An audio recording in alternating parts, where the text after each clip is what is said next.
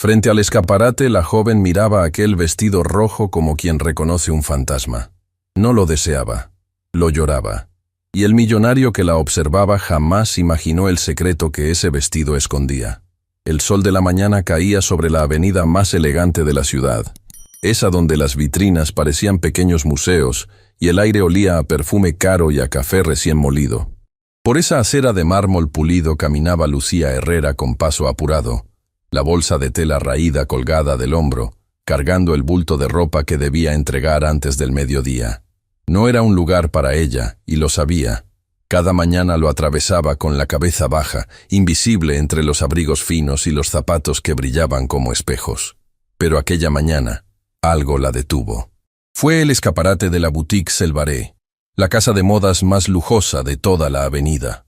Detrás del cristal impecable, sobre un maniquí iluminado por luces doradas, había un vestido rojo, largo, de tul que caía como agua encendida, bordado con hilos que capturaban la luz y la devolvían convertida en pequeñas estrellas. Era hermoso, pero no fue la belleza lo que clavó los pies de Lucía al suelo. Fue el bordado. Lucía dejó caer el bulto de ropa contra su pecho y se acercó al cristal, como atraída por una fuerza que no podía nombrar. Sus ojos recorrieron el borde del corpiño, siguieron la línea de los hilos que subían por el costado del vestido y se abrían en una figura delicada, casi escondida entre las cuentas. Un lirio de pétalos quebrados, cosido con una puntada tan particular, tan íntima, que Lucía sintió que el corazón se le detenía en el pecho. Ella conocía esa puntada. La conocía porque la había visto 1000 veces en las manos de su madre, inclinada bajo la única lámpara de la casa, cosiendo hasta que los dedos le sangraban. La conocía porque su madre le había enseñado que ese lirio quebrado no era un adorno cualquiera, era una firma, una forma de decir estuve aquí, esto lo hice yo, en un mundo que jamás le pondría su nombre a nada. No puede ser, susurró Lucía, y su aliento empañó el cristal. Su madre había muerto hacía años. Había muerto pobre, con las manos gastadas de tanto coser para otros, sin que nadie recordara jamás una sola de las piezas que había creado. Y sin embargo, ahí estaba, frente a Lucía, colgado en la vitrina más cara de la ciudad, iluminado como una reliquia, con un precio escrito en una tarjeta discreta que valía más de lo que Lucía ganaría en toda su vida. Las lágrimas subieron sin permiso. No era deseo lo que sentía. No soñaba con vestirlo, con girar frente a un espejo, con caminar por un salón entre miradas de admiración. Lo que sentía era mucho más profundo y mucho más doloroso. Era el reconocimiento de una madre a la que le habían robado hasta el último pedazo de su existencia. Ese vestido era de ella, ese lirio era de ella, y ella ya no estaba para reclamarlo.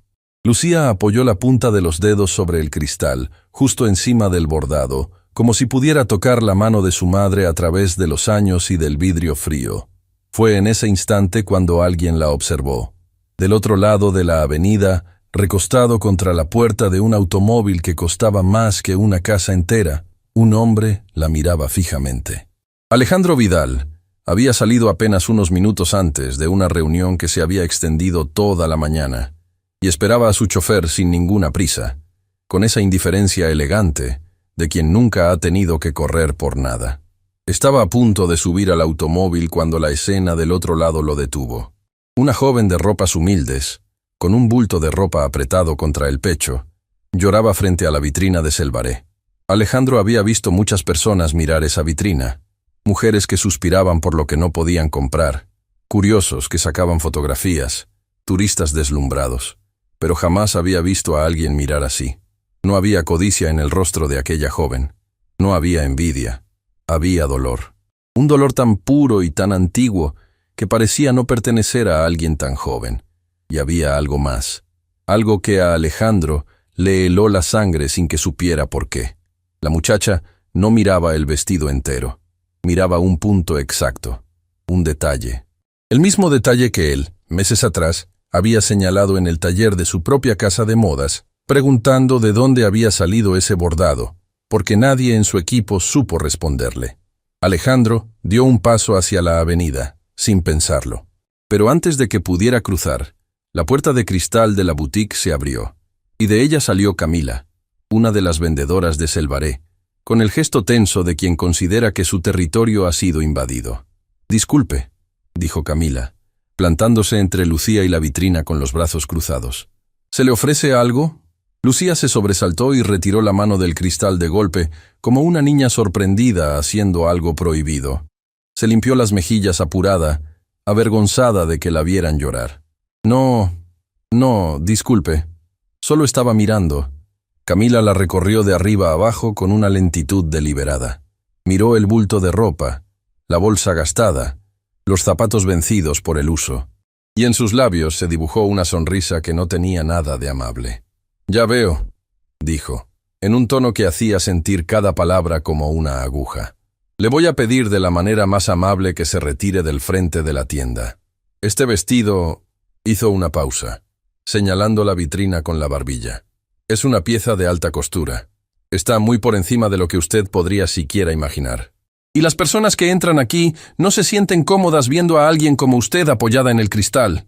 Alguien como yo», repitió Lucía en voz baja, y algo se rompió en su interior. «No lo tome a mal», continuó Camila, endulzando la crueldad con una falsa cortesía. «Es cuestión de imagen. Estoy segura de que lo entiende. Hay tiendas más acordes a su presupuesto unas calles más abajo. Ande, vaya. No quiero tener que llamar a seguridad». Lucía sintió que el rostro le ardía, no de rabia, sino de una vergüenza inmensa, la vergüenza de ser tratada como una mancha, como algo que había que limpiar del cristal para que no espantara a los clientes ricos. Quiso explicar. Quiso gritar que ese vestido lo había cosido su madre, que ese lirio quebrado era la herencia más sagrada de su familia, que ella tenía más derecho que nadie en el mundo a estar frente a esa vitrina. Pero las palabras se le quedaron atrapadas en la garganta, porque ¿quién iba a creerle? ¿Quién le creería a una joven que cargaba la ropa sucia de los demás?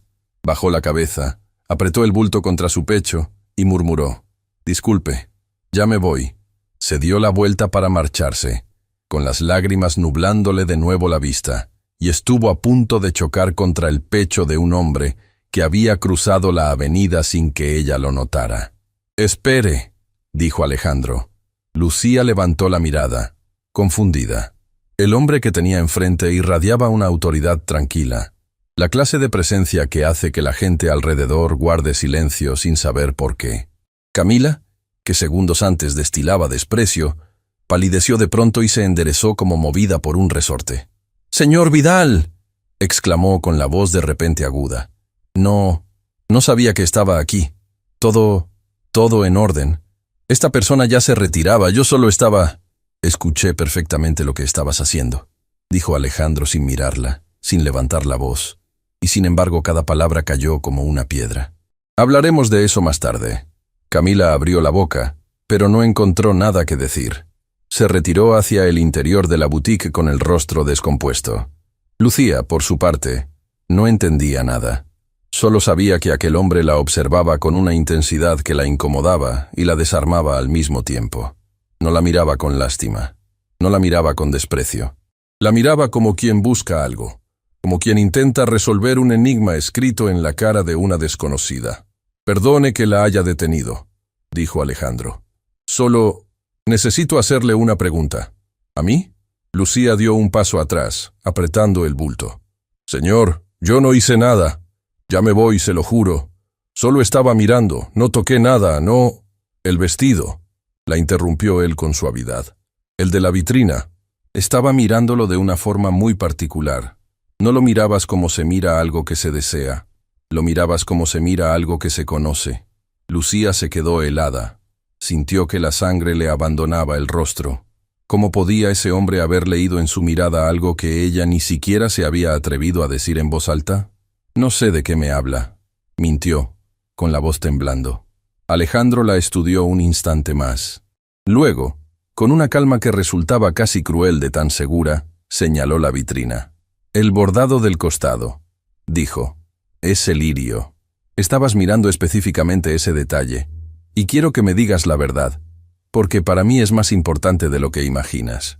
Hizo una pausa, y sus siguientes palabras cayeron sobre Lucía como un rayo.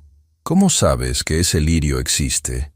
Si desde donde estabas parada, detrás del cristal y a esa distancia, es imposible verlo, a menos que ya supieras exactamente dónde buscarlo. El corazón de Lucía se detuvo. El aire de la avenida pareció volverse denso, irrespirable. Todo lo que ella había guardado durante años, el secreto de su madre, el robo silencioso de un talento que nunca tuvo nombre, la injusticia enterrada bajo la pobreza, de pronto amenazaba con salir a la luz frente al último hombre en el mundo al que se lo hubiera confesado. Porque lo que Lucía todavía no sabía, lo que ni siquiera imaginaba mientras temblaba en esa acera de mármol, era que el hombre que tenía enfrente, el dueño de la boutique, el dueño del vestido, el dueño de la casa de modas entera, era también el dueño del secreto que había destruido a su familia. Y ninguno de los dos estaba preparado para lo que la verdad haría con sus vidas. El silencio entre Lucía y Alejandro duró apenas unos segundos, pero para ella fue como una eternidad suspendida en el filo de un abismo. La pregunta seguía flotando en el aire, imposible de ignorar. ¿Cómo sabes que ese lirio existe? Lucía sintió que las piernas le temblaban. Toda su vida había aprendido a callar, a esconder, a hacerse pequeña para no llamar la atención. Su madre se lo había repetido hasta el cansancio. El mundo no está hecho para gente como nosotras, mija. Hay que aguantar en silencio. Y ahora, ese silencio de años se derrumbaba frente a un desconocido de traje impecable que la miraba como si pudiera leerle el alma. «Ya le dije que no sé de qué habla», respondió, y su propia voz le sonó frágil, poco convincente. Solo estaba mirando el vestido, como cualquiera. «Tengo que irme. Me están esperando con esta ropa». Dio un paso al costado para esquivarlo, pero las manos le fallaron y el bulto de ropa se le resbaló del pecho, cayendo al suelo de mármol. Prendas dobladas con cuidado se desparramaron sobre la acera lujosa, y Lucía se agachó de inmediato, apurada, humillada, recogiéndolas con dedos torpes mientras las lágrimas volvían a arder detrás de sus ojos. Y entonces sucedió algo que ella no esperaba. Alejandro se agachó también. Sin decir una palabra, aquel hombre que minutos antes había hecho palidecer a la vendedora con una sola frase, se arrodilló sobre el mármol de la avenida más cara de la ciudad y empezó a ayudarla a recoger la ropa de otras personas. Sus manos, acostumbradas a firmar contratos millonarios, doblaban ahora una prenda ajena con un cuidado extraño, casi reverente. Lucía se quedó paralizada, mirándolo. «No hace falta», murmuró. «Por favor, señor. La gente lo está mirando». «Que miren», respondió él sin levantar la vista, alcanzándole la última prenda. «Hace mucho tiempo dejé de vivir para lo que piensa la gente». Aunque hizo una pausa, y por primera vez algo se quebró en su tono de autoridad. «Tal vez lo dejé demasiado tarde». Le extendió la ropa. Cuando Lucía la tomó, sus dedos se rozaron por un instante, y ella sintió que ese hombre poderoso escondía una tristeza tan honda como la suya propia. No supo por qué, pero por un segundo dejó de tenerle miedo. «Gracias», dijo, poniéndose de pie y apretando de nuevo el bulto contra el pecho. «Pero de verdad tengo que irme». «Espera». Alejandro se levantó también. «Sé que no me conoces. Sé que no tengo derecho a detenerte. Pero ese bordado, llevo meses buscando de dónde salió. Nadie en mi taller supo decirme quién lo hizo. Apareció en un patrón viejo, en un archivo que compramos hace años junto con otros diseños, y algo en esa puntada me persigue desde entonces. Y hoy, después de tanto tiempo, veo a una desconocida reconocerlo a través de un cristal. Dime que es casualidad, y te dejo ir en paz». Lucía lo miró, y en ese momento comprendió que aquel hombre no la estaba amenazando, la estaba suplicando. Pero también comprendió otra cosa, algo que le heló la sangre. Si ese bordado había aparecido en un archivo de diseños que él había comprado, entonces alguien había vendido el trabajo de su madre. Alguien se había enriquecido con el talento de una mujer que murió sin un peso, sin un reconocimiento, sin siquiera una lápida decente. Y ese pensamiento le devolvió de golpe toda la rabia que la humillación le había arrancado minutos antes. «Casualidad», dijo con una firmeza que a ella misma la sorprendió. «Es solo casualidad, señor. Buen día». Y esta vez sí se marchó. Caminó rápido, sin mirar atrás, atravesando la avenida y perdiéndose entre la gente, con el corazón latiéndole tan fuerte que casi le dolía. No se permitió llorar hasta que estuvo lejos, muy lejos de aquella vitrina y de aquel hombre que, sin saberlo, cargaba sobre sus hombros el peso de una injusticia que ella todavía no lograba comprender del todo. Alejandro se quedó de pie en medio de la acera, observando cómo la silueta de la joven se desvanecía a lo lejos. Casualidad. La palabra le sonó falsa desde el primer instante. Él había construido un imperio leyendo a las personas, detectando la mentira en un temblor de voz, en una mirada que huye. Y aquella muchacha mentía. Mentía para protegerse de algo o de alguien. La pregunta era, ¿de qué? Regresó a la boutique. En cuanto cruzó la puerta de cristal, el ambiente cambió. Los empleados bajaron la mirada. Camila, que fingía ordenar unas prendas cerca del mostrador, se puso rígida al verlo. Señor Vidal, sobre lo de recién, yo solo estaba cuidando la imagen de la tienda. Esa muchacha estaba... Esa muchacha, la interrumpió Alejandro con una calma glacial. Estaba parada del otro lado del cristal, sin molestar a nadie, mirando un vestido. Y tú la humillaste. La trataste como si fuera basura frente a una vitrina. Se acercó al mostrador y apoyó ambas manos sobre él. Dime una cosa. ¿Cuánto crees que vale una persona? Camila tragó saliva, sin entender. Yo no sé a qué se refiere. A eso me refiero, dijo él. A que hace un momento decidiste que esa joven no valía nada, que no merecía ni siquiera mirar. Y lo peor es que hace unos años yo habría pasado a su lado sin verla siquiera. Se enderezó y su voz se volvió definitiva. Tómate el resto del día y piensa muy bien qué clase de persona quieres ser cuando vuelvas. Camila abrió la boca para protestar, pero no se atrevió. Tomó sus cosas y salió con la cabeza gacha, mientras el resto de los empleados fingía no haber escuchado nada. Alejandro se quedó solo frente a la vitrina. Miró el vestido rojo. Miró el lirio quebrado bordado en el costado, ese detalle diminuto que se había convertido en una obsesión. Y por primera vez en mucho tiempo, sintió que estaba a punto de descubrir algo que llevaba años enterrado bajo capas de dinero, de éxito y de olvido. Sacó su teléfono y marcó un número. Bruno, dijo cuando le contestaron, necesito que averigües todo sobre un patrón de diseño. Uno viejo, de los archivos que adquirimos cuando compramos el taller de la señora Ferreira. Quiero saber quién lo creó originalmente. Quiero un nombre. No me importa cuánto tiempo tome ni cuánto cueste. Encuéntralo. Colgó, y su mirada volvió al vestido. En algún lugar de la ciudad, una joven caminaba con la verdad temblándole en el pecho, y él estaba decidido a encontrarla. Muy lejos de la avenida de mármol, en un barrio donde las calles eran de tierra y las casas se apoyaban unas contra otras como si intentaran no caerse, Lucía empujó la puerta de madera de su hogar. Adentro, todo era humilde pero limpio.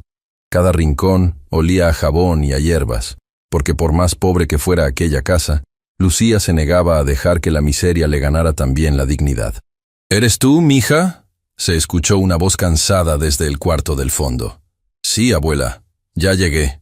Lucía dejó la bolsa vacía junto a la puerta y entró al pequeño cuarto donde doña Remedios descansaba sobre una cama modesta, con una manta gastada cubriéndole las piernas. La anciana era lo único que le quedaba en el mundo. Desde que la madre de Lucía había muerto, las dos se habían aferrado la una a la otra como náufragas en medio de la tormenta. «Tienes los ojos hinchados», dijo doña Remedios, entrecerrando la mirada. «Estuviste llorando. ¿Qué te pasó?» Lucía se sentó al borde de la cama y le tomó la mano. Durante un momento pensó en callar, en no preocupar a la anciana enferma. Pero el peso de lo que había visto era demasiado grande para cargarlo sola. «Abuela, hoy vi algo, en una boutique de la Avenida Grande». Su voz se quebró. Había un vestido en la vitrina, un vestido rojo, hermoso, y tenía el lirio. Doña Remedios se quedó muy quieta. «¿Qué lirio, mija?» «El de mamá». Las lágrimas rodaron de nuevo. El lirio quebrado. La puntada de mamá. Abuela. Esa que ella me enseñó. Esa que decía que era su firma secreta. Estaba ahí, en un vestido carísimo, en una tienda de ricos. Alguien está usando el trabajo de mamá. Alguien se está haciendo rico con lo que ella hizo, mientras nosotras... No pudo terminar. Se cubrió el rostro con las manos y lloró como no lloraba desde el día del entierro de su madre. Doña Remedios cerró los ojos. Por su rostro arrugado pasó una sombra, la sombra de un recuerdo antiguo y doloroso. Con mano temblorosa acarició el cabello de su nieta. «Ay, mija», susurró. «Yo sabía que este día iba a llegar. Le pedí a Dios que no, pero en el fondo siempre supe que la verdad no se queda enterrada para siempre». Lucía levantó la cabeza de golpe. «¿Qué verdad, abuela? ¿De qué estás hablando?» La anciana abrió los ojos, y en ellos había una tristeza tan profunda que parecía contener toda una vida de secretos guardados. «Hay cosas de tu madre que nunca te conté», dijo con la voz apenas audible. «Cosas que le prometí que me llevaría a la tumba. Pero si ese vestido volvió a aparecer, entonces quizás ya no tengo derecho a seguir callando». «Abuela, me estás asustando». Lucía apretó la mano de la anciana. «¿Qué cosas? ¿Qué le pasó a mamá que yo no sé?» Doña Remedios respiró hondo, como quien reúne fuerzas para levantar un peso enorme. «Tu madre no siempre fue pobre, mija», dijo. «Hubo un tiempo, antes de que tú nacieras, en que ella trabajó para una de las casas de modas más importantes de esta ciudad. Cosía como los ángeles. Tenía un don que no se aprende. Se nace con él. Y sus diseños vestían a las mujeres más ricas y poderosas que te puedas imaginar. Pero nunca, ni una sola vez, apareció su nombre en ninguna parte». «¿Por qué?», preguntó Lucía con el corazón latiéndole desbocado. «Porque alguien se lo robó todo», respondió doña Remedios, y una lágrima rodó por su mejilla arrugada. «Alguien tomó su trabajo, su talento, su vida entera de esfuerzo, y lo hizo suyo. La echaron cuando ya no la necesitaron, sin un peso, sin una carta de recomendación, sin nada. Y le advirtieron que si alguna vez abría la boca, se asegurarían de que no volviera a coser ni un botón en toda la ciudad». Lucía sintió que el mundo se le venía encima. «¿Quién, abuela? ¿Quién le hizo eso a mamá?». Doña Remedios abrió la boca para responder, pero justo en ese instante, un ataque de tos la sacudió con violencia, un acceso profundo y áspero que le robó el aire y la dejó doblada sobre la cama, incapaz de hablar. Lucía se levantó de un salto, aterrada. «Abuela, abuela, respira, por favor. Voy por agua». Corrió a la cocina, con el corazón partido entre el miedo de perder a la única familia que le quedaba y la angustia de una verdad que se había quedado, otra vez, suspendida a mitad de camino. Cuando regresó con el vaso de agua, doña Remedios respiraba con dificultad, pálida, agotada. «Descansa, abuela», le suplicó Lucía, ayudándola a beber. «No hables más. Lo demás me lo cuentas cuando estés mejor». La anciana asintió débilmente, pero antes de cerrar los ojos, apretó la mano de su nieta con las pocas fuerzas que le quedaban y le susurró unas palabras que Lucía no lograría sacarse de la cabeza en muchos días. «Ten cuidado, mija. El hombre que tiene ese vestido es el mismo que destruyó a tu madre. Y si él descubre quién eres, no sé de qué sería capaz para que la verdad no salga a la luz». Lucía se quedó helada, el vaso temblando en su mano. Porque, sin que su abuela lo supiera, ese hombre ya la había mirado a los ojos. Ese hombre ya le había hablado. Ese hombre ya estaba buscándola. Y estaba mucho más cerca de la verdad de lo que ninguna de las dos podía imaginar. Al día siguiente, en la última planta del edificio que albergaba las oficinas de Casas El Baré, Alejandro Vidal no había dormido. Sobre su escritorio se apilaban carpetas antiguas, cajas cubiertas de polvo y patrones amarillentos que llevaban años olvidados en el archivo del sótano.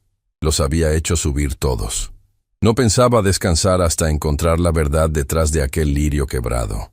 La puerta se abrió y entró Bruno, su hombre de mayor confianza, con una carpeta bajo el brazo y una expresión que Alejandro conocía bien, la de quien trae noticias incómodas.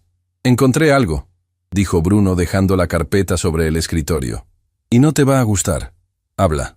Investigué el patrón del vestido rojo como me pediste. Al principio parecía que había llegado con la compra del taller de la señora Ferreira, hace años. Pero no. Ese diseño ya estaba en los archivos más viejos de Selvaré, mucho antes de esa adquisición». Bruno hizo una pausa. «Está catalogado a nombre de una sola persona. Ernesto Salazar». Alejandro sintió que el nombre le caía encima como una losa. «Eso es imposible», murmuró. «Está firmado por él. El lirio, el corpiño, todo. Registrado como creación suya en la época en que él dirigía la casa. Alejandro se dejó caer en la silla, con la mirada perdida. Ernesto Salazar, el hombre que había sostenido Casas El Baré, cuando él era apenas un heredero sin rumbo, recién puesto al frente de un imperio que no sabía cómo cargar. Cuando su padre murió, Alejandro no estaba preparado para nada. Lo único que quería era huir. Y Salazar, el director de toda la vida, le había dicho aquellas palabras que él nunca olvidó. Tú ponle la firma a los papeles, muchacho, que del resto me encargo yo. Y Alejandro había firmado.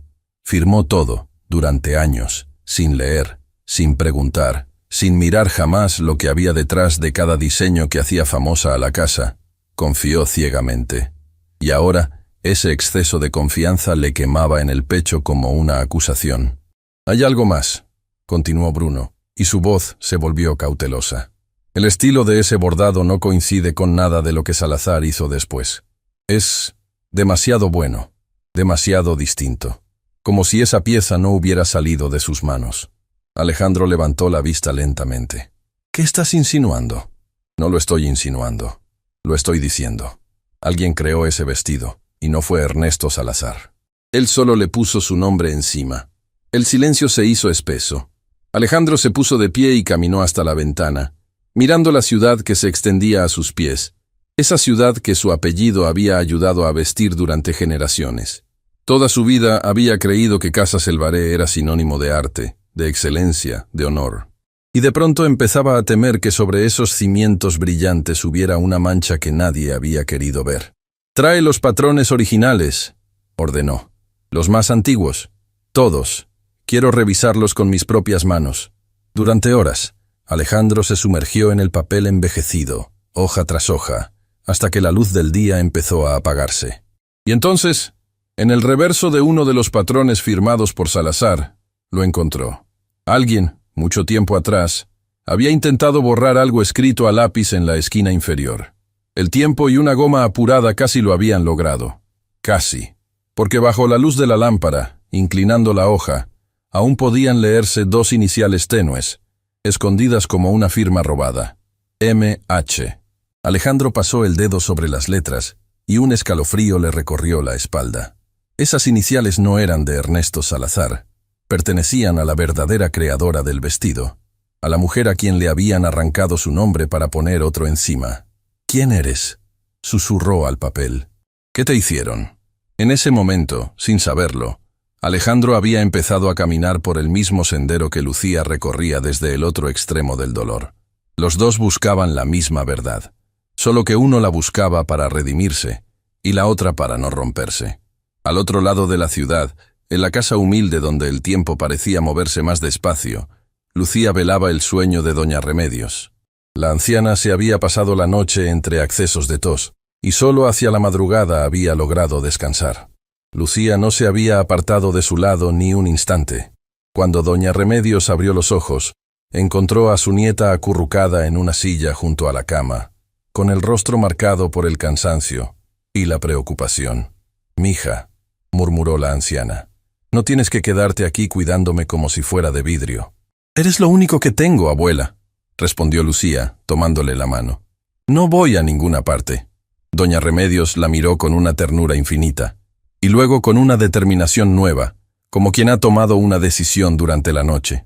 «Ayer me quedé a mitad de la historia», dijo, «y no está bien. Ya estoy vieja, mija, y hay verdades que no me puedo llevar sin dártelas primero. Tu madre merece que las sepas». Lucía se enderezó, el corazón latiéndole con fuerza. «Cuéntame, abuela, por favor». La anciana respiró hondo. «Tu madre se llamaba Marisol», comenzó, y al pronunciar el nombre, su voz tembló. Marisol Herrera, y no había manos como las suyas en toda la ciudad. Desde niña cosía, decía que las telas le hablaban, que ella solo las escuchaba y les daba la forma que pedían. Cuando creció, la contrataron en una de las casas de modas más grandes que existían. Estaba tan feliz, mija. Creía que por fin el mundo iba a ver lo que ella valía. ¿Y qué pasó? Doña Remedios cerró los ojos, como si el recuerdo le pesara físicamente. Que su talento era demasiado grande, y eso, para cierta gente, en lugar de un regalo, es una amenaza. El hombre que dirigía la casa vio lo que tu madre podía hacer, y en vez de darle su lugar, decidió quedárselo. Tomaba sus diseños, les arrancaba su nombre y ponía el suyo. Los vendía como propios. Y las mujeres más elegantes de la ciudad desfilaban con las creaciones de tu madre, sin saber jamás que existía una Marisol Herrera. Lucía sintió que la rabia y el dolor se le mezclaban en la garganta. ¿Y ella lo permitió? Al principio no supo defenderse, mija. ¿A quién iba a acudir? Era una costurera pobre contra un hombre poderoso. Cuando por fin reunió valor y amenazó con hablar, con reclamar lo que era suyo, la echaron. La sacaron a la calle sin un peso, sin una carta, sin nada. Y le advirtieron que si abría la boca, se encargarían de que ninguna casa de modas de la ciudad volviera a darle trabajo jamás. Y cumplieron. Tu madre nunca más pudo coser para nadie importante. Terminó remendando ropa ajena por unas monedas para poder darte de comer. Las lágrimas rodaban por las mejillas de Lucía sin que pudiera detenerlas. Todo este tiempo, susurró, todo este tiempo mamá cargó con eso sola. No del todo sola, dijo doña Remedios con una sonrisa triste. Te tenía a ti, y tú eras su orgullo, mija. Ella decía que había perdido su nombre, pero que en ti había dejado algo mucho más valioso que cualquier vestido. La anciana apretó la mano de su nieta. Antes de irse, me pidió que te guardara algo, y me hizo prometer que solo te lo daría cuando llegara el momento en que lo necesitaras. Creo que ese momento es hoy. Con esfuerzo, doña Remedios señaló hacia el viejo baúl que descansaba en un rincón del cuarto, ese que Lucía siempre había creído lleno de mantas inservibles. Debajo de todo, mija, hay una caja de madera. Tráela. Con el pulso temblando, Lucía se arrodilló frente al baúl y hurgó bajo las mantas hasta que sus dedos tocaron la madera. Sacó una caja pequeña, gastada, con una cerradura sencilla. La abrió. Y el mundo se detuvo. Adentro, protegidos con un cuidado sagrado, había pliegos de papel amarillento cubiertos de dibujos, diseños, decenas de diseños hechos a mano, con una delicadeza que quitaba el aliento, vestidos que parecían soñados, bordados que parecían imposibles, y en cada esquina, la misma firma diminuta y perfecta, un lirio de pétalos quebrados, los diseños de su madre, los verdaderos, los originales. Lucía fue pasando las hojas con manos temblorosas, reconociendo en cada trazo el alma de la mujer que le había enseñado todo. Y entonces, cerca del fondo, encontró uno que la hizo soltar un gemido ahogado. Era el vestido rojo, el mismo de la vitrina, corpiño, tul, el lirio en el costado, trazado por la mano de Marisol Herrera, con una fecha borrosa que lo situaba muchos años atrás. Mucho antes de que ese vestido apareciera en ninguna vitrina de lujo. Era la prueba de que aquel vestido carísimo, expuesto como una joya de la alta costura, había nacido en la mesa humilde de una costurera a la que el mundo había condenado al olvido. «Es de mamá», susurró Lucía, apretando la hoja contra su pecho como si abrazara a la propia Marisol. «Todo este tiempo, la prueba estuvo aquí, conmigo». «Ahora ya lo sabes, mija», dijo doña Remedios, agotada pero en paz. «Sabes quién fue tu madre, y sabes lo que le hicieron. Lo que hagas con esa verdad ya depende de ti». Lucía miró el diseño, luego a su abuela, y algo se encendió en su interior. Durante años había agachado la cabeza. Durante años había aceptado ser invisible, como su madre le había enseñado a sobrevivir. Pero ya no. La niña que lloraba frente a una vitrina había desaparecido. En su lugar quedaba una mujer decidida a devolverle a su madre el nombre que le habían robado, aunque le costara todo. «Voy a hacer que el mundo sepa quién fuiste, mamá», murmuró. «Te lo prometo». Lo que Lucía no sabía era que, en ese preciso instante, al otro lado de la ciudad, Alejandro Vidal sostenía en sus manos un viejo registro de personal que Bruno acababa de rescatar del archivo. Un documento olvidado, con los nombres de quienes habían trabajado para la casa en aquellos años oscuros. Su dedo se detuvo sobre una línea, y su corazón se detuvo con él. Marisol Herrera, costurera, baja definitiva. Junto al nombre, prendida con un clip oxidado por el tiempo, había una fotografía descolorida. En ella, una mujer joven de sonrisa dulce sostenía en brazos a una bebé. Alejandro acercó la imagen a la lámpara, y a medida que estudiaba el rostro de aquella mujer, un frío terrible le subió por la espalda.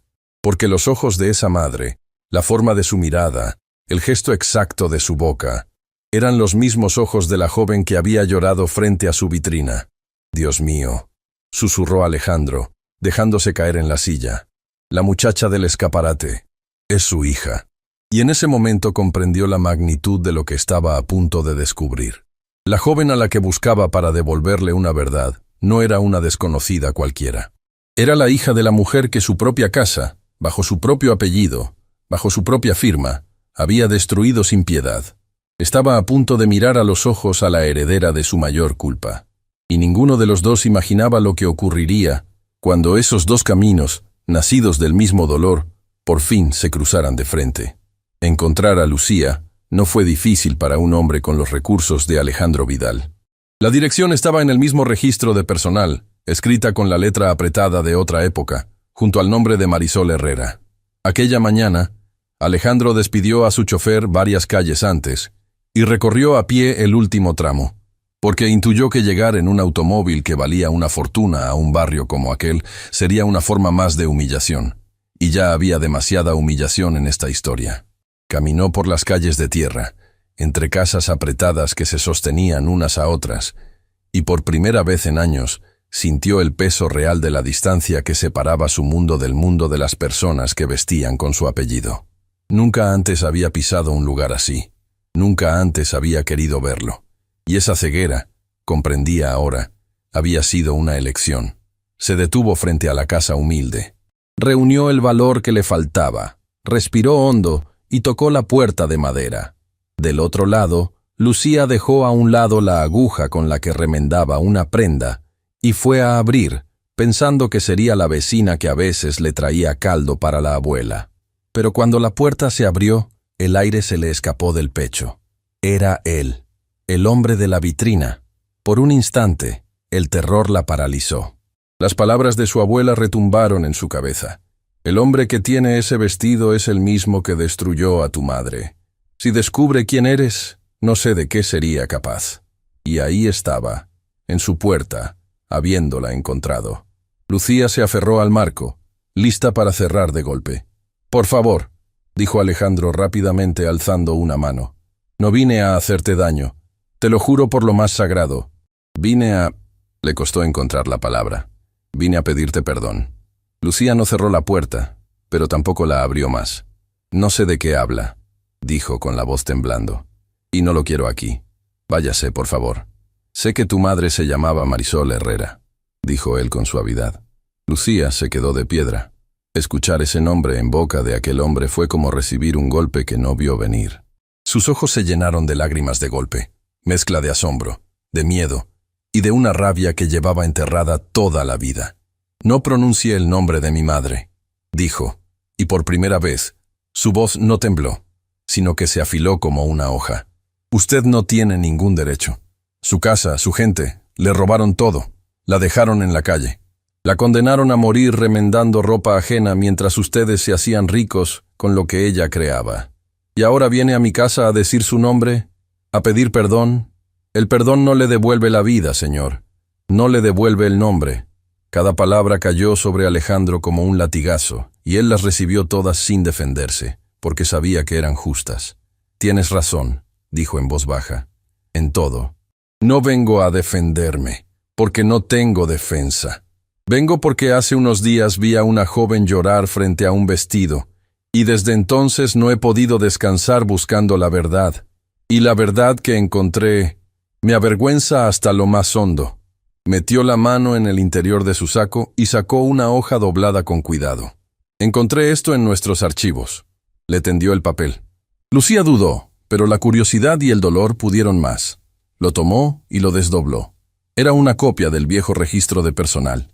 El nombre de su madre, baja definitiva, y prendida a él, la fotografía descolorida de Marisol sosteniendo a una bebé en brazos. Lucía se llevó una mano a la boca. Era su madre. Joven, sonriente, con una luz en los ojos que Lucía apenas recordaba haberle visto en vida, porque la Marisol que ella conoció ya cargaba el peso de todas las derrotas, y la bebé en sus brazos era ella misma. «¿De dónde sacó esto?», susurró. «De un archivo que nadie había abierto en años», respondió Alejandro. «Lucía, Ese vestido de la vitrina no lo diseñó la persona que aparece firmándolo. Lo diseñó tu madre. Encontré sus iniciales escondidas bajo una firma robada. Ernesto Salazar, el hombre que dirigía la casa cuando yo era apenas un heredero que no entendía nada, tomó el trabajo de tu madre y lo hizo pasar por suyo. Y yo firmé todo lo que él me puso delante, sin leerlo, sin preguntar. Confié ciegamente. Y esa confianza permitió que le hicieran esto a tu madre y a tantos otros. Lucía levantó la mirada del papel y en sus ojos había una tormenta. ¿Y eso lo hace inocente?, preguntó. ¿El no haber querido ver? No, respondió Alejandro con firmeza. Al contrario, me hace responsable, porque el mundo no se rompe solo por la maldad de unos pocos, sino por el silencio de los muchos que prefieren no mirar. Yo fui uno de esos que no miró, y voy a pasar el resto de mi vida cargando con eso. Se hizo un silencio pesado entre los dos, y entonces, desde el interior de la casa, una voz débil pero cargada de autoridad rompió el aire. «Déjalo pasar, mija». Lucía se giró, sorprendida. Doña Remedios se había levantado de la cama y estaba apoyada en el marco del cuarto del fondo, sosteniéndose con dificultad, mirando al visitante con unos ojos que parecían atravesarlo. «Abuela, no deberías estar de pie», dijo Lucía, corriendo a sostenerla. «Quiero verle la cara», respondió la anciana sin apartar la vista de Alejandro. «Quiero ver la cara del hombre que dice haber venido a pedir perdón». Alejandro entró con la cabeza gacha, como quien entra a un lugar sagrado sabiéndose indigno. Doña Remedios lo estudió largamente, en un silencio que a Alejandro le resultó más duro que cualquier reproche. «Usted no es el que le hizo el daño directo», dijo finalmente la anciana. «A ese hombre yo le conocí la mirada, y era la mirada de alguien sin alma. La suya es distinta. La suya es la de alguien que recién descubre el peso de lo que permitió». Hizo una pausa.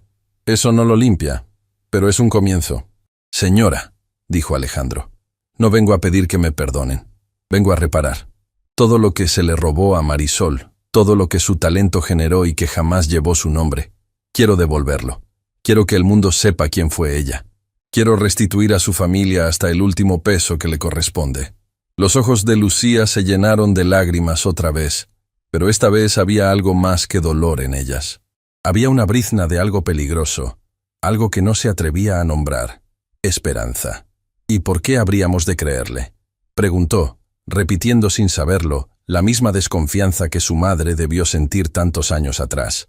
«Los hombres como usted prometen mucho, y después vuelven a su mundo y se olvidan de que la gente como nosotras existe». Alejandro la miró directamente a los ojos. «Porque no vine con las manos vacías», dijo. «Y porque lo que vengo a proponerte no es caridad, es justicia, y necesito tu ayuda para hacerla realidad». «¿Mi ayuda?», Lucía frunció el ceño, desconcertada. «Salazar cubrió muy bien sus huellas», explicó Alejandro. «Borró nombres, falsificó firmas, hizo pasar el trabajo de tu madre por suyo durante años. Con la fotografía y el registro tengo indicios, pero no basta para restituir públicamente el nombre de Marisol sin que sus abogados lo tumben en un instante. Necesito una prueba irrefutable, algo que solo pueda venir de la mano de la propia Marisol, algo que demuestre, sin lugar a dudas, que esos diseños nacieron de ella y no de él». Lucía sintió que el corazón le daba un vuelco. Sus ojos se desviaron, involuntariamente, hacia el rincón donde descansaba el baúl, hacia la caja de madera, hacia los diseños originales de su madre, cada uno firmado con el lirio quebrado, cada uno fechado años antes de aparecer en ninguna vitrina. La prueba la tenía ella, la había tenido siempre, pero dudó, porque entregar esa caja significaba poner la memoria de su madre en manos del mundo que la había destruido. Significaba confiar en un hombre que, por más arrepentido que pareciera, pertenecía a ese mismo mundo. Y si se equivocaba, si aquello era una trampa para hacer desaparecer la última prueba de la existencia de Marisol Herrera, entonces su madre moriría por segunda vez, esta vez para siempre. «Necesito pensarlo», dijo, cerrando la mano sobre el papel. «Lo entiendo», respondió Alejandro. «Es tu derecho. No voy a presionarte». Sacó una tarjeta y la dejó sobre la mesa gastada. «Cuando decidas, del modo que sea, estaré esperando. Y pase lo que pase, aunque decidas no volver a verme jamás, quiero que sepas algo. Tu madre fue una de las artistas más grandes que pasó por Casa Selvaré, y el mundo va a saberlo. Con tu ayuda o sin ella, no voy a descansar hasta que así sea. Se dio la vuelta para marcharse, pero antes de cruzar la puerta, doña Remedios lo detuvo con una última pregunta que dejó a todos sin aire. «Dígame una cosa, señor Vidal», dijo la anciana. «Ese hombre, Salazar, ¿dónde está ahora?» Alejandro se detuvo. Un músculo se tensó en su mandíbula. «Retirado», respondió. «Vive lejos, rodeado de todo lo que acumuló a costa de gente como Marisol, pero sigue teniendo influencia, sigue teniendo abogados, y si se entera de que estamos removiendo el pasado», dejó la frase suspendida un instante, «hará todo lo que esté en su poder para enterrarlo de nuevo. Entonces tenga cuidado», dijo doña Remedios, «porque un hombre capaz de robarle la vida entera a una costurera pobre no va a temblar por defender su nombre. Y usted, señor, acaba de convertirse en su enemigo». Aquellas palabras quedaron flotando en el aire de la casa humilde como una advertencia sombría. Alejandro asintió despacio, comprendiendo que la anciana tenía razón. Aquello ya no era solo una cuestión de justicia. Se había convertido en una guerra. Y él, por primera vez en su vida, estaba dispuesto a librarla del lado correcto. Se marchó, y cuando la puerta se cerró tras él, Lucía se quedó mirando la caja de madera del rincón, con el corazón dividido entre el miedo y una promesa hecha a su madre muerta. Esa noche, Lucía no logró dormir. Se sentó en el suelo, junto al baúl, con la caja abierta sobre las rodillas, pasando una y otra vez los dedos por los diseños de Marisol, y mientras la luz de la única lámpara temblaba sobre el papel, tomó una decisión. Pero al levantar el último pliego del fondo de la caja, sus dedos rozaron algo que nunca había notado. Un sobre, pequeño, sellado, escondido bajo el forro de la tapa, amarillento por los años. En el frente, con la letra inconfundible de su madre, había una sola línea escrita: «Para mi Lucía. El día que sepas la verdad». A Lucía se le cortó la respiración. Su madre le había dejado una carta guardada durante años, esperando este preciso momento. Con las manos temblando, rompió el sello y desdobló el papel. Y las primeras líneas que leyó a la luz de la lámpara hicieron que el mundo entero se detuviera a su alrededor. «Mija, si estás leyendo esto, es porque la verdad por fin te encontró. Y hay algo que debo confesarte antes de que sigas adelante. Algo que nunca me atreví a decirte en vida. El hombre que me robó todo no lo hizo solo. Hubo alguien más. Alguien de quien nunca sospecharías. Alguien que aún hoy está cerca de ti». Lucía levantó la vista del papel, con el corazón latiéndole enloquecido, y un escalofrío le recorrió el cuerpo entero. Porque su madre, desde el pasado, acababa de advertirle que la traición no había terminado, y que el enemigo podía tener un rostro conocido. La lámpara temblaba sobre el papel amarillento mientras Lucía leía las palabras de su madre, escritas años atrás para un momento que Marisol jamás vería. Cada línea era la voz de la muerta regresando desde el silencio, y Lucía la escuchaba con el corazón en un puño. «Mija, si estás leyendo esto, es porque la verdad por fin te encontró, y hay algo que debo confesarte antes de que sigas adelante. El hombre que me robó todo no lo hizo solo. Hubo alguien más, alguien de quien nunca sospecharías, alguien que aún hoy está cerca de ti». Lucía se detuvo, la respiración entrecortada, y obligó a sus ojos a seguir bajando por el papel. «Yo tenía una amiga. La quería como a una hermana. Ella conocía cada uno de mis sueños, cada uno de mis diseños, cada palabra que yo pensaba decir el día que reuní el valor para reclamar lo que era mío. Yo confiaba en ella más que en nadie. Y cuando decidí enfrentarlos, cuando por fin iba a hablar, ellos ya lo sabían todo. Sabían exactamente qué iba a decir, a quién y cuándo. Me esperaron. Me destruyeron antes de que abriera la boca. Y solo una persona en el mundo tenía esa información. Solo ella». Las manos de Lucía empezaron a temblar. Descubrí su traición demasiado tarde, cuando ya lo había perdido todo. ¿Y sabes qué fue lo más doloroso, mija? Que ella nunca se fue. Se quedó cerca de nosotras, ayudándonos, cuidándonos, como si el cariño pudiera borrar lo que hizo. Nunca tuve el valor de escribir su nombre en este papel. La mano se me negaba. Pero tú la reconocerás. La reconocerás por la culpa que le vive en los ojos cada vez que te mira. Ten cuidado con quien te ofrece calor con una mano mientras esconde la otra. La reconocerás, mija. Y cuando lo hagas, decide tú si merece tu perdón. Porque yo ya no tengo fuerzas ni para odiarla, ni para perdonarla del todo. Lucía dejó caer la carta sobre su regazo. El aire de la casa se había vuelto irrespirable. Una amiga, una hermana del alma, alguien que se quedó cerca, que las cuidaba, que ofrecía calor con una mano. Y entonces, como un relámpago en medio de la noche, un rostro apareció en su mente. Un rostro conocido, familiar, envejecido, que había estado presente en cada momento difícil de su vida. Un rostro que aquella misma semana había cruzado su puerta con un plato de caldo humeante para la abuela. No, susurró Lucía negando con la cabeza. No puede ser. Ella no. Pero mientras lo decía, 1000 pequeños recuerdos empezaron a acomodarse solos, como piezas de un rompecabezas que siempre había estado ahí, esperando que alguien tuviera el coraje de mirarlo completo. La forma en que aquella mujer bajaba la mirada cuando alguien nombraba a Marisol. Las veces que aparecía sin ser llamada, siempre atenta, siempre presente, siempre pendiente de que a Lucía y a la abuela no les faltara nada. Una devoción que Lucía siempre había agradecido como un regalo, y que ahora, bajo la luz de la verdad, empezaba a parecer otra cosa, una penitencia. Una deuda que alguien intentaba pagar en silencio, año tras año, sin atreverse jamás a confesar de qué era culpable. Lucía cerró los ojos, y una lágrima ardiente le rodó por la mejilla. Rosaura, dijo el nombre en voz baja, y le supo a traición. No durmió.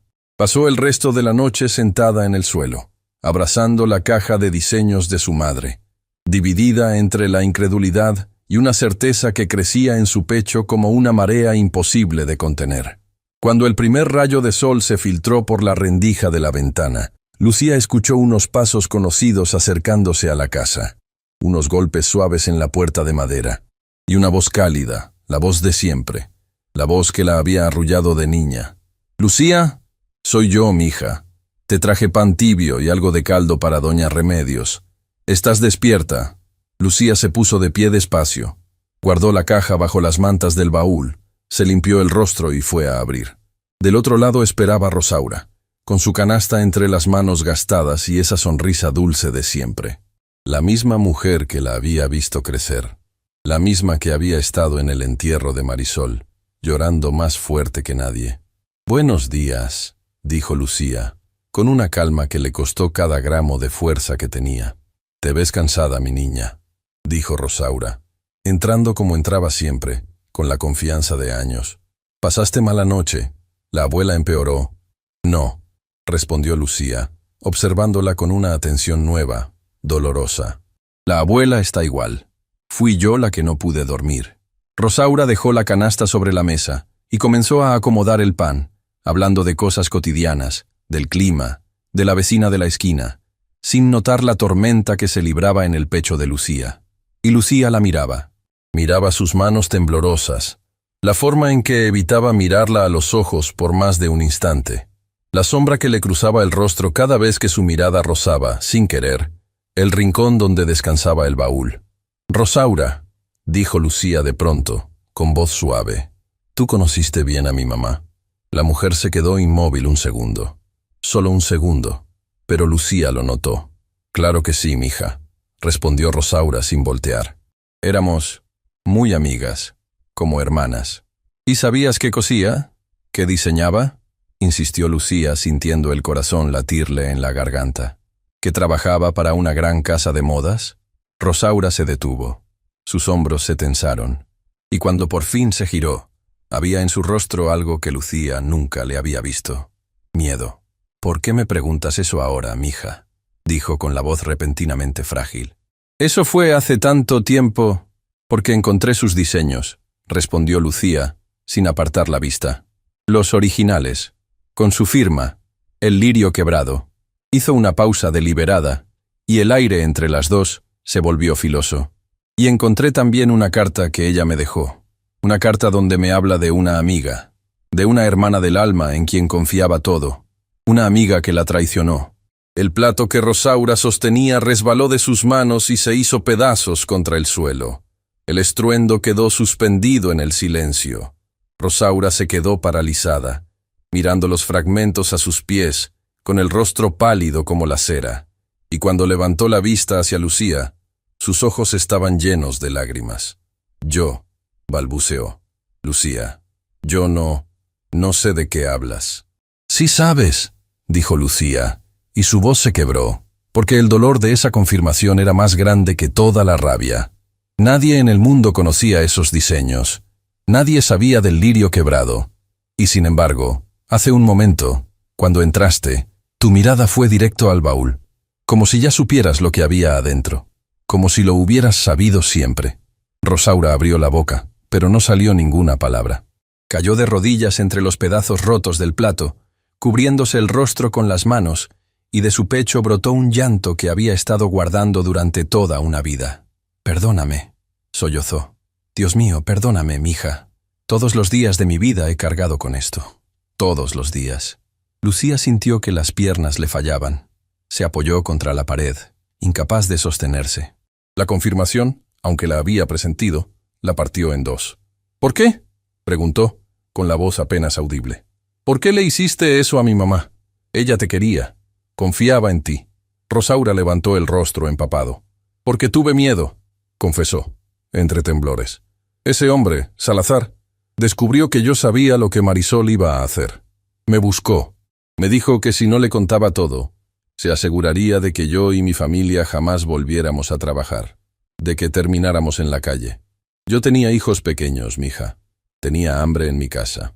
Y él me ofreció seguridad a cambio de la confianza de tu madre». Se golpeó el pecho con el puño cerrado. «Y yo fui una cobarde. Elegí salvarme a mí y condené a la mujer que más me quería en el mundo. La vi hundirse. La vi perderlo todo. Y nunca tuve el valor de decirle que había sido yo. Por eso te quedaste», murmuró Lucía, atando por fin todos los cabos. «Por eso siempre estuviste cerca. El pan, el caldo, los cuidados. No era cariño. Era culpa. Era las dos cosas», lloró Rosaura. «Te juro que también era cariño. Te vi crecer, Lucía. Traté de cuidarte como no supe cuidar a tu madre. Sé que no alcanza. Sé que nada alcanza. Pero era lo único que sabía hacer con este peso que me está matando por dentro». Lucía cerró los ojos. En su interior, la rabia y la compasión libraban una guerra que la desgarraba. Frente a ella tenía a la traidora de su madre, pero también tenía a una mujer rota, aplastada por el mismo poder que había destruido a Marisol, culpable y víctima al mismo tiempo. Y en ese instante, comprendió algo que su madre había intentado decirle desde el más allá, que la maldad de un hombre como Salazar no se detenía en una sola persona. Se extendía como una sombra, obligando a los débiles a traicionarse entre sí para sobrevivir, envenenando incluso los lazos más sagrados. El verdadero culpable no era la mujer que lloraba a sus pies. Era el hombre que la había convertido en cómplice a la fuerza.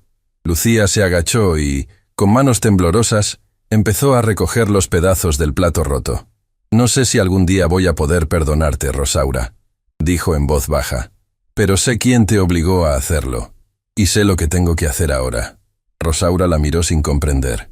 ¿Qué vas a hacer, mija?» Lucía se puso de pie, y por primera vez en toda su vida, se irguió como se habría erguido su madre si el mundo se lo hubiera permitido. «Voy a terminar lo que mi mamá no pudo», dijo. «Voy a hablar.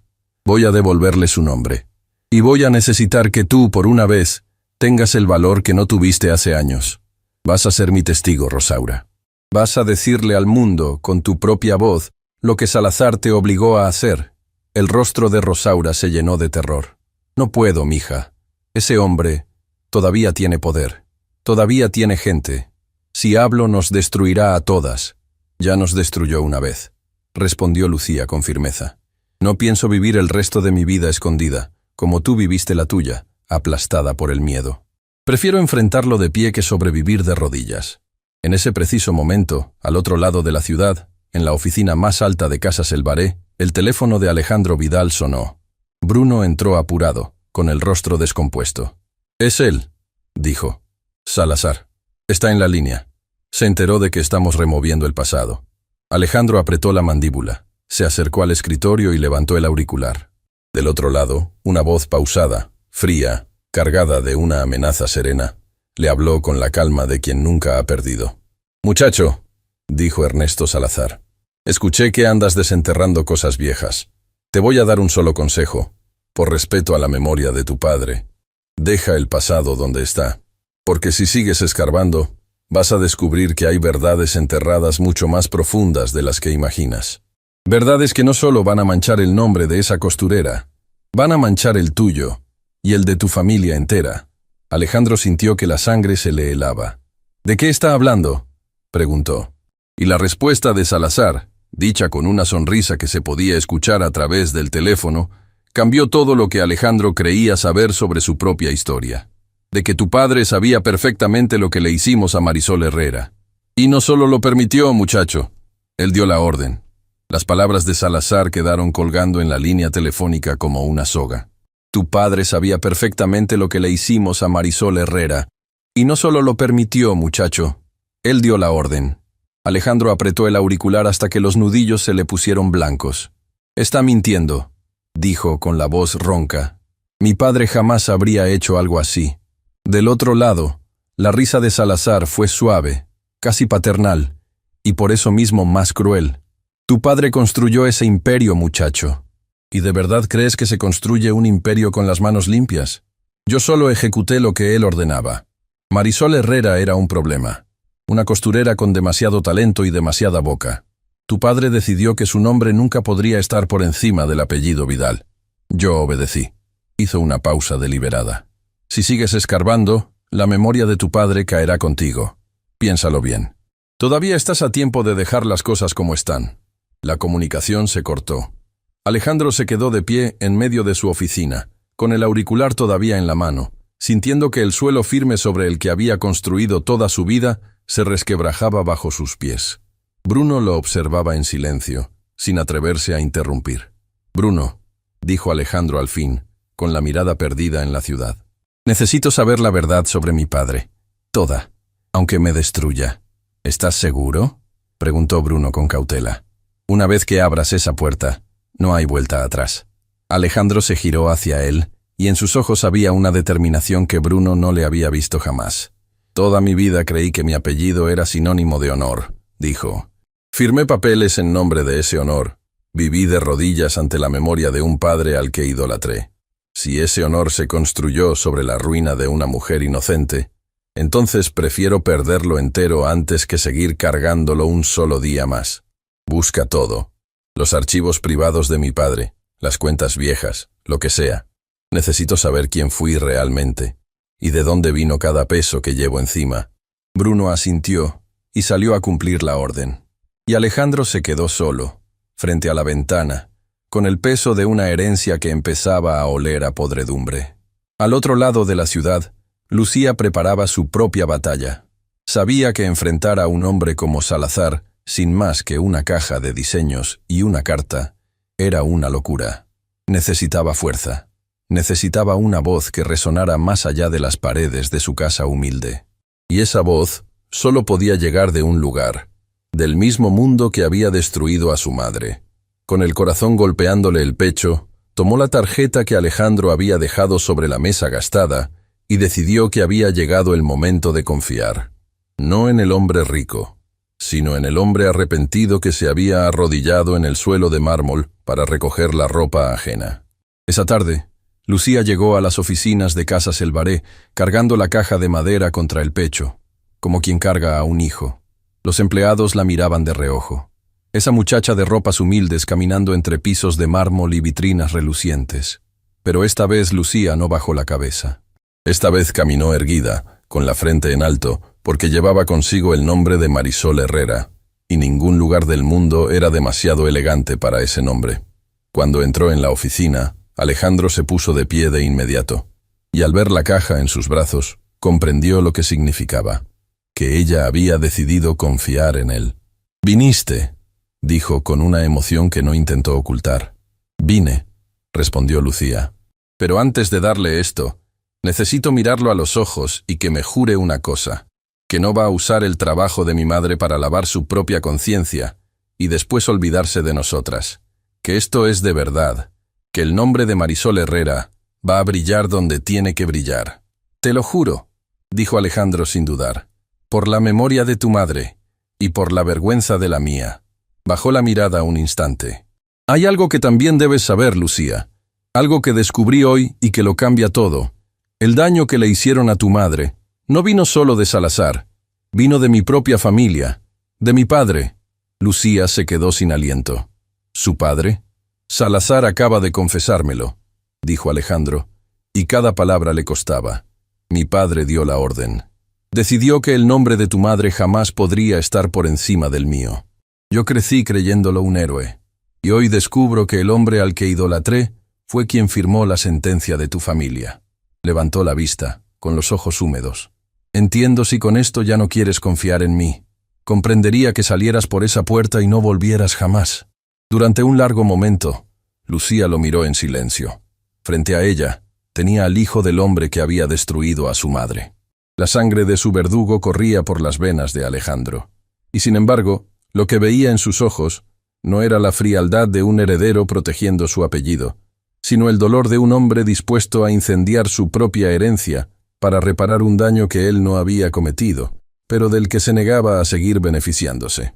Mi madre me enseñó una cosa, dijo Lucía al fin con voz suave. Que los hijos no cargan con los pecados de sus padres, a menos que elijan repetirlos. Usted no eligió lo que hizo su padre, pero está eligiendo lo que va a hacer usted. Y eso es lo único que me importa. Colocó la caja sobre el escritorio. Aquí está todo, dijo. Los diseños originales de mi madre, cada uno firmado con el lirio quebrado, cada uno fechado años antes de que aparecieran en sus vitrinas. Es la prueba que buscaba. Alejandro abrió la caja con manos casi temblorosas, y al ver los diseños de Marisol, aquellos trazos de una delicadeza sobrehumana, aquella belleza nacida en una mesa humilde bajo una lámpara temblorosa, se le llenaron los ojos de lágrimas. Es aún más extraordinaria de lo que imaginaba, murmuró. El mundo tiene que ver esto, y lo va a ver. Fue entonces cuando Lucía reunió el valor para pronunciar lo que llevaba guardado desde la noche anterior. Hay algo más que debes saber, dijo. La persona que traicionó a mi madre, la que le entregó a Salazar sus planes, no fue una desconocida, fue su mejor amiga. Una mujer que se quedó cerca de nosotras toda la vida, cuidándonos, ahogada por la culpa. Se llama Rosaura, y está dispuesta a hablar, a ser testigo de lo que Salazar la obligó a hacer. Los ojos de Alejandro se encendieron. Un testimonio directo, dijo. Alguien que puede declarar cómo operaba Salazar, cómo destruía a quien se le interponía. Lucía, con los diseños, la carta de tu madre y el testimonio de Rosaura, tenemos con qué enfrentarlo. Tenemos con qué devolverle a Marisol su lugar en la historia. Pero la esperanza duró poco. La puerta de la oficina se abrió de golpe, sin que nadie llamara, y en el umbral apareció un hombre de edad avanzada, apoyado en un bastón elegante, con el porte de quien está acostumbrado a que el mundo se aparte a su paso. No hizo falta que se presentara. Lucía lo supo al instante, por el frío que le recorrió la espalda, por la forma en que Alejandro se tensó como un animal ante una amenaza. Era Ernesto Salazar. Vaya, vaya, dijo el anciano, entrando sin prisa, recorriendo la escena con una mirada calculadora. La oficina llena de fantasmas del pasado. Sus ojos se posaron en Lucía, y una sonrisa desprovista de calor le curvó los labios. Y tú debes ser la hija. Los mismos ojos de Marisol. ¡Qué conmovedor! No pronuncie el nombre de mi madre, dijo Lucía, y aunque el miedo le apretaba la garganta, no retrocedió ni un paso. Salazar soltó una risa breve. ¿Tienes su fuego también? Lástima. A ella ese fuego la llevó a la ruina. Se volvió hacia Alejandro. Te di la oportunidad de dejar las cosas como estaban, muchacho, pero veo que prefieres jugar al héroe. Déjame recordarte algo. Yo tengo abogados que pueden convertir esa cajita de papeles viejos en nada. Puedo decir que fueron falsificados, que esta muchacha los inventó para extorsionar a una casa de renombre. ¿Y a quién crees que va a creer el mundo? ¿A una costurera muerta y a su hija pobre? ¿O al apellido Vidal? Al apellido Vidal, respondió Alejandro con una calma helada. Exactamente a ese, porque el apellido Vidal es el que va a declarar públicamente que su fortuna se construyó sobre un robo, que mi padre ordenó destruir a una mujer inocente, y que su hijo va a dedicar todo lo que tiene a repararlo. Salazar entrecerró los ojos. No serías capaz. Manchar la memoria de tu propio padre. Arruinar tu propio nombre. Ese nombre ya está manchado, dijo Alejandro. Yo solo voy a limpiarlo diciendo la verdad. Y usted, Salazar, ya no tiene con qué amenazarme, porque me quitó lo único que usaba para controlarme, la ilusión de que mi apellido era intocable. Por primera vez, algo parecido al desconcierto cruzó el rostro del anciano. Estaba acostumbrado a que el miedo a la ruina doblegara a todos. Nunca había enfrentado a alguien dispuesto a perderlo todo por hacer lo correcto. Y entonces, una voz temblorosa pero firme se alzó desde la puerta. Yo también voy a hablar. Todos se giraron. En el umbral, con el rostro pálido y las manos entrelazadas para que no se le notara el temblor, estaba Rosaura. Había seguido a Lucía. Había reunido, por fin, el valor que le faltó durante toda una vida. «Rosaura», murmuró Lucía, con el corazón en un puño. La mujer entró despacio y clavó sus ojos llorosos en Salazar. «Usted me obligó», dijo, con la voz quebrándose pero sin detenerse. «Usted amenazó con dejar a mis hijos en la calle si no le entregaba los planes de Marisol.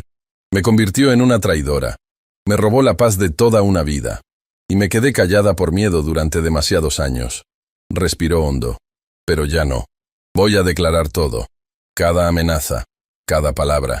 Voy a decirle al mundo lo que usted es, aunque sea lo último que haga». El rostro de Salazar se descompuso. Miró a su alrededor, a Alejandro, dispuesto a incendiar su propio apellido, a Lucía, erguida con la caja de la verdad, a Rosaura, rompiendo por fin el silencio que él había comprado con miedo. Su imperio de intimidación, construido durante décadas, se derrumbaba frente a él en cuestión de minutos. «Están cometiendo un error», dijo, pero por primera vez su voz sonó hueca, sin poder. «No», respondió Lucía. «El error lo cometió usted hace años, cuando creyó que podía borrar a mi madre del mundo. Pero ella dejó algo que usted nunca pudo robar. Puso la mano sobre la caja. Dejó la verdad. Y la verdad, señor Salazar, siempre encuentra la manera de volver». Salazar los miró una última vez. Comprendió que ya no había amenaza que sirviera, ni abogado que alcanzara, ni mentira lo bastante grande. Se dio la vuelta y salió de la oficina apoyándose en su bastón, más viejo y más pequeño de lo que había entrado, arrastrando consigo el peso de todo lo que había hecho. Cuando la puerta se cerró, un silencio profundo llenó la oficina. Lucía sintió que las piernas le temblaban y Alejandro se acercó para sostenerla. «Lo hicimos», susurró él. «Con esto, tu madre va a recuperar su nombre». Pero Lucía no sonreía. Miraba la caja, con los ojos húmedos, y en su rostro había una sombra de inquietud. «Todavía no», dijo en voz baja. «¿Qué quieres decir?», preguntó Alejandro. Lucía sacó del bolsillo la carta de su madre y le señaló una última línea al pie del papel, una línea que hasta ese momento no le había mostrado a nadie. Una postdata escrita con letra apurada, casi al borde de la hoja. «Mi madre escribió algo más», dijo Lucía, y su voz tembló. «Escribió que el lirio quebrado no era solo su firma, que escondía un secreto, y que el día que alguien lo descosiera, encontraría la última prueba que ella dejó guardada. Una prueba que ni Salazar, ni su padre, ni nadie sabía que existía». Alejandro sintió que el corazón se le detenía. «¿Dónde está ese lirio?», preguntó. Lucía levantó la vista, y sus palabras dejaron a todos sin aliento. «En el vestido rojo, el de la vitrina, el único que Salazar nunca dejó salir de esta casa». Hizo una pausa. «La última verdad de mi madre estuvo todo este tiempo cosida ahí, a la vista de todos, esperándome». Esa misma noche, Alejandro ordenó que retiraran el vestido rojo de la vitrina de Casa Selvaré. Los empleados no comprendían por qué el dueño de la casa contemplaba aquella pieza con la solemnidad de quien está frente a un altar. Pero Lucía sí lo entendía, y cuando el vestido descansó al fin sobre la mesa del taller, bajo la luz cálida de las lámparas, ella se acercó despacio, con las manos temblando. «El lirio quebrado», murmuró, rozando con la punta de los dedos aquel bordado que había reconocido a través del cristal días atrás. Aquí escondió mi madre su última verdad. Tomó unas tijeras finas y, con el pulso vacilante, comenzó a descoser el bordado con el mismo cuidado con que su madre lo había cosido años antes. Alejandro, Rosaura y Bruno la rodeaban en silencio, conteniendo la respiración. Puntada tras puntada, el lirio se fue abriendo, y bajo los hilos rojos apareció un pequeño pliegue de seda, doblado con una delicadeza infinita, protegido del tiempo por las manos de una madre que sabía que algún día su hija llegaría hasta ahí. Lucía lo desdobló. Era un trozo de tela clara, y sobre él, bordadas con hilo dorado en una caligrafía perfecta, había unas palabras: la firma completa de Marisol Herrera. Una fecha, muchos años atrás, y un mensaje: yo, Marisol Herrera, creé esta pieza con mis propias manos. Quien la lleve, que sepa que nació del corazón de una mujer a la que le robaron el nombre, pero jamás el alma. Y a ti, quien descose este lirio, sigue adelante. La verdad es el único vestido que nadie puede arrancarte. Las lágrimas rodaron por el rostro de Lucía sin que intentara detenerlas. Su madre le hablaba desde el pasado, no con dolor, sino con una fuerza serena que atravesaba los años. Aquel trozo de seda no era solo una prueba irrefutable de su autoría, imposible de falsificar, imposible de negar ante cualquier juez o ante el mundo entero. Era sobre todo una última caricia, la despedida que Marisol nunca había podido darle. «Es su letra», susurró Lucía. «Es su voz. Todo este tiempo estuvo esperándome, cosida en el lugar donde nadie se atrevería a buscar». Alejandro se acercó con los ojos húmedos.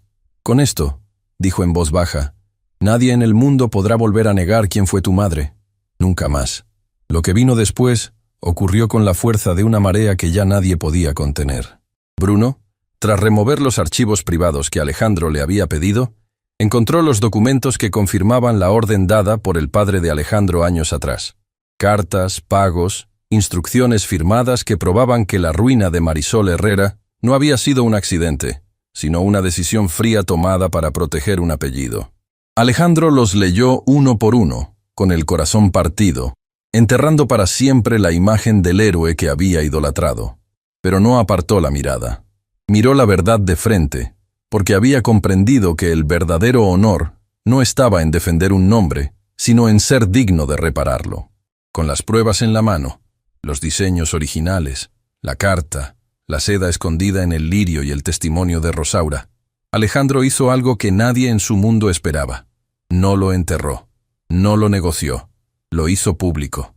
Convocó a la prensa en el salón principal de Casa Selvaré, ese mismo salón donde durante años habían desfilado los vestidos robados a Marisol.